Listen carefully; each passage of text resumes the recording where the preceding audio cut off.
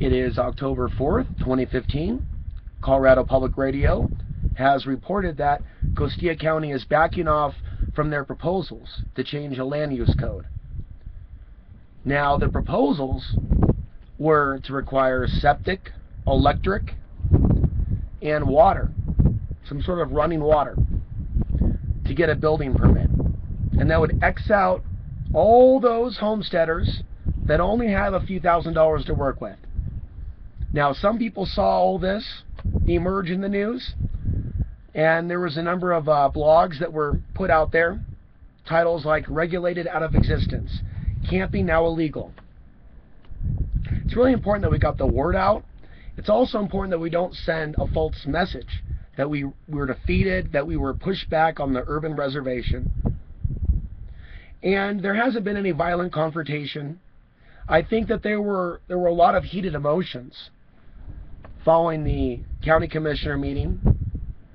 Obviously, there's a lot of people that are feeling threatened when they're hearing stories about these proposals that could literally sweep this area of its residents if they were to be passed. But we want to work through those bumps in the road with the county where possible. And there's a lot of people here that want to do that want to work with the county, that want to resolve issues like the trash problem. It's also wise for websites to develop to help people that move here, to help them identify the right places to get water, so they don't make a mistake, go to San Luis, and perhaps take more than what they're supposed to, even though there is a sign. You know, like a helpful guide, where to get food, where to get, what kind of internet carriers might be best based on where you are in the San Luis Valley. Businesses, local businesses that we can support so we can keep the money out of Walmart's hands whenever possible.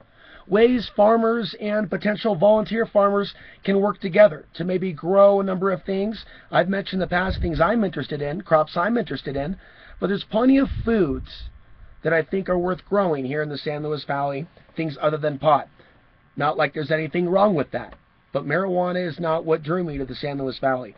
So we're in an era and time where we're using social media and blogs to humanize the story, because I think the people out here have been dehumanized, and there's many people out here that came to fully live off the grid, and people at different stages of that, living without infrastructure, living without utilities, and living in a way to where their own human waste isn't destroying the environment. It's being disposed of in a natural way. There's a whole science behind compost toilets. Not everybody is familiar with all these things. I'm certainly not an off-the-grid expert. But what I do know is that there is a lack of education, and there certainly is miscommunication from time to time. And I'll be the first to tell you this area has seen a lot of history. It's dealt with meth heads coming out here in the past, and I've seen certain things dumped in the Rio Grande River Gorge area. And so I personally got emotional and angry for a period of time, feeling that we were being labeled trash dumpers, and we are. We're also being labeled those water thieves, basically, because people that have come here to grow pot are taking hundreds of gallons of water out of the well in the city of San Luis, which is also in the county of Costilla. And so at this point, I really don't even care if someone wants to stay in a mindset of just blaming someone else. There's a lot of people that are trying to move forward with this, and they're trying to make the right connections, and there is a stronger community bond that has come about from this. I'm also a loner. I'm also a very different kind of a person. So the views that I share on this channel, the things that you've heard me say, the videos I put out there, don't assume that those views are supported by those around me or that I support their views. I put people on this channel because I'm documenting what people are saying. It doesn't mean that we're a group or that I agree with what such and such says. There are certain individuals that I've featured on this YouTube channel where there's been some disagreement, and I don't feel the need to share that drama. But this is really a decentralized movement. It's not top down.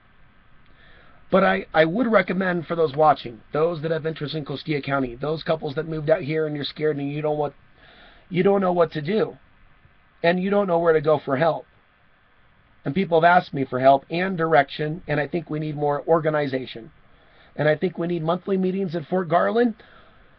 There are more than a few people that believe they're going to push this through in the winter. Once people start leaving, there's this prediction that a lot of these new residents are just going to abandon this area and give up.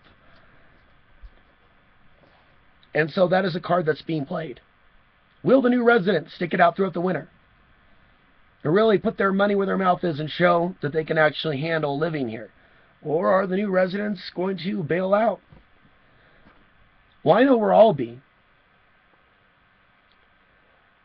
And I think as we go through this winter, we're also going to be educating on YouTube how we can add extra insulation to a structure or home. Straw bales is one of them. There's many other methods of